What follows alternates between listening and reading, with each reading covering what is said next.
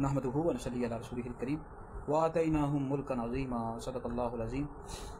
आज किस्त नंबर 1 है जी। हिंदुस्तान इंडिया भारत का एक मुसलमान मौलवी असदुद्दीन ओवैसी, उसने कहा है कि 1947 में पाकिस्तान का बनना दुरुस्त नहीं था, ये मुसलमान दुरुस्त नहीं है, ये दहशतगर्द हैं। तो इस तरह की हिंदुओं को खुश करने के लिए उसने इस तरह की बातें की हैं। तो अब हम उसका इल्मी ताक़ुब कर रहे हैं। अगरचे हमने उसको मुनाजरे का भी चैलेंज दे दिया है और हमने हैदरी दारुल इफ्ता अल सुन्नत का तहरीरी तौर पर फतवा भी जारी कर दिया है, जिसमें हमने उसको मुनाजरे का, मुकालमे का, मुबाहिसे का चैलेंज दिया है। उसको कहा है कि हम साबित करेंगे कि 1947 में पाकिस्तान का बनना दुरुस्त था। जिस तरह पाकिस्तान के फ़ौजियों ने हक अदा किया और 10 मई 2025 को भारत के गुरूर को खाक में मिलाया, उनको शिकस्त दी है।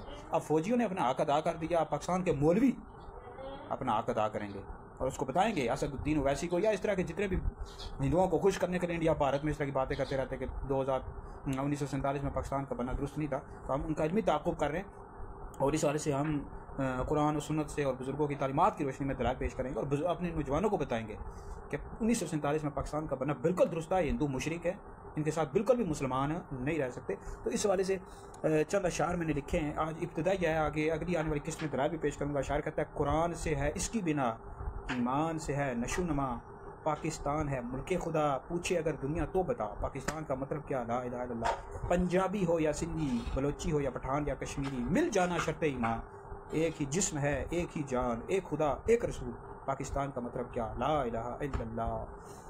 तो अब मुनाजरा जब होगा, मुबाहिसा होगा, मुकालमा होगा, तो हम इससे सवाल करेंगे।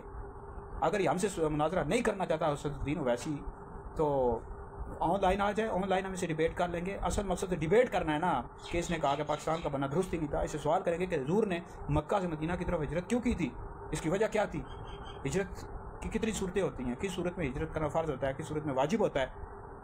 तुमने कभी हिंदुओं से सवाल किया असदुद्दीन ओवैसी कि 3 टाइम की रोटी पढ़ते हैं, रोटी खाते हैं, फजर की, सुबह की, दिन को भी, रात को भी 3 टाइम रोटी खाते हैं, अच्छे घरों में रह रहे हैं, तो हिंदू कलमा क्यों नहीं पढ़ते, अल्लाह रब्बुल इज़्ज़त को वहदहू ला शरीक क्यों नहीं मानते, हुजूर का कलमा क्यों नहीं पढ़ते। पाकिस्तान के हवाले से तो तुम कहते हो कि पाकिस्तान का बनना दुरुस्त नहीं था। हिंदुओं से सवाल करो कि तुम कलमा क्यों नहीं पढ़ते हो, हिंदुओं से सवाल करो। असदुद्दीन ओवैसी मत है तो लिहाजा इसे सारे सवाल करेंगे जब बहस होगी तो, और ये चैलेंज कबूल करेंगे। कभी भी चैलेंज कबूल नहीं करेगा, लेकिन हम अपने नौजवानों को बताते रहेंगे पाकिस्तान का बनना बिल्कुल दुरुस्त था और ऐन शरीयत के मुताबिक है, कुरान और सुन्नत और बुजुर्गों की तालीम की रोशनी में बिल्कुल दुरुस्त था। तो इसका रात हम करते रहेंगे किस्त वार, अगली आने वाली किस्त में, फिर उससे अगली आने वाली किस्त में।